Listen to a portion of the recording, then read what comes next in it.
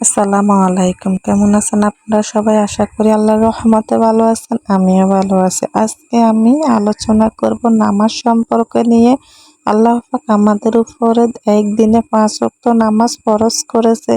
আমরা তাহার কতটুকু গুরুত্ব সহিত আদায় করতেছি। আজ আপনাদের সাথে এই বিষয়ে আলোচনা করব ইনশাআল্লাহ।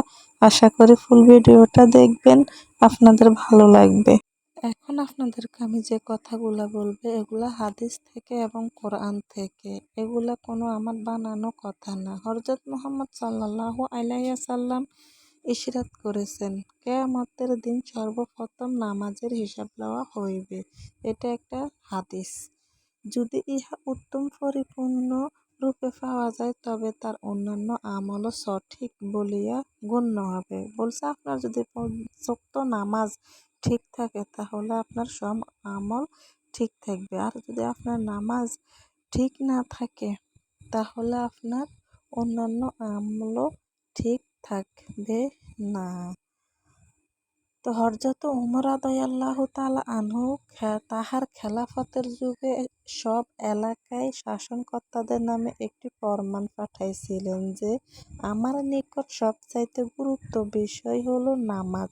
যে ব্যক্তি ইহার হেফাজত করিবে এবং ইহার এহতামাম করিবে সে দ্বীনের অন্যান্য কাজও এহতামাম করিবে। আর যে ব্যক্তি ইহাকে ধ্বংস করিবে মানে নামাজকে ধ্বংস করিবে সে দ্বীনের অন্যান্য কাজকেও সবচেয়ে বেশি ধ্বংস করিবে।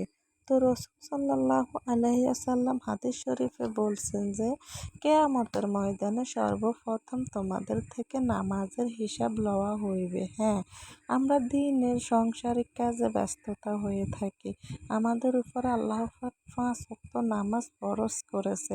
একজন মুমিন ঈমানদার বান্দার সর্বপ্রথম তার কাজ হইছে 5 ওয়াক্ত নামাজ আদায় করা। কারণ ঈমানওয়ালা বান্দা কখনো নামাজ ব্যতীত থাকতে পারে না। তাই আপনাদের কাছে বলবো, যেসব মা বোনেরা নামাজের প্রতি এহতামাম নাই, গুরুত্ব নাই, পড়বেন, আশা টাইম চলে যায়, পরে শয়তানের ধোঁকায় আর পড়া হয় না। আপনাদেরকে আমি বলবো আপনারা 5 ওয়াক্ত নামাজ সঠিক সময়ে সঠিকভাবে আদায় করবেন।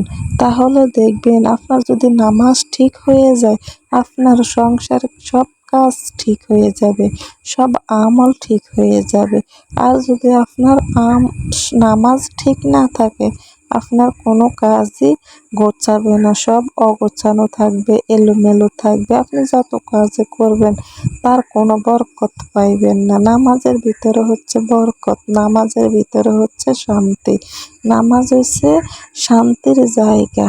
তাই আপনার যদি পেরেশানি থাকে নামাজ পড়লে আপনার পেরেশানি দূর হবে। আপনার যদি রোগ ব্যাধি থাকে নামাজ পড়লে আপনার রোগ ব্যাধি দূর হবে।